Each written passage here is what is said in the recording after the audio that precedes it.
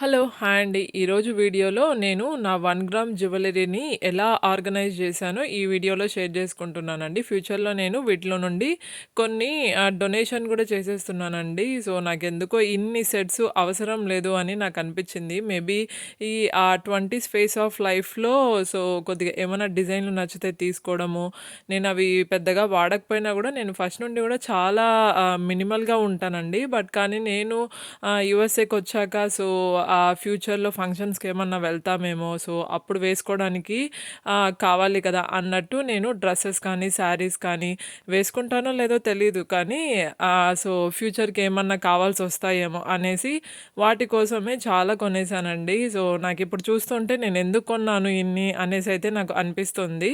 So, ఇక్కడైతే నేను ఈ పింక్ కలర్ బాక్స్ చూస్తున్నారు కదండీ పెద్దది. సో, నేను ఈ బాక్స్‌లోనే నా 1 గ్రామ్ జ్యువెల్లరీ గానీ, బ్యాంగిల్స్ కానీ, ఇలాగ జ్యువెల్లరీకి సంబంధించినటివన్నీ గూడా నేను ఈ పింక్ బాక్స్‌లోనే పెడతానండి.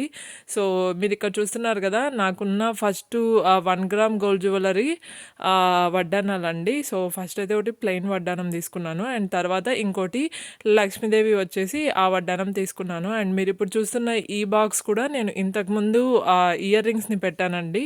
సో, చాలా బాగా యూజ్ అవుతుంది. మీరిప్పుడు చూస్తున్న ఈ ఫ్లిప్‌కార్ట్ షిప్పింగ్ బాక్స్ చాలా ఇయర్స్ కింద నేను ఇండియాలో ఉన్నప్పుడు ఫ్లిప్‌కార్ట్‌లో షాపింగ్ చేసేటప్పుడు నాకొచ్చిందండి. దాంట్లో నేను మట్టి బ్యాంగిల్స్ పెట్టుకొని తీసుకొచ్చుకున్నాను ఆ బాక్స్‌తో పాటి.